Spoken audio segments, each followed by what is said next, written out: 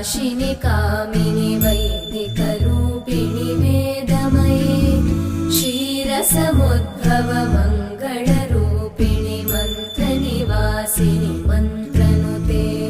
मङ्गलदायिनि अम्बुजवासिनि देवगणाश्रितपादयुते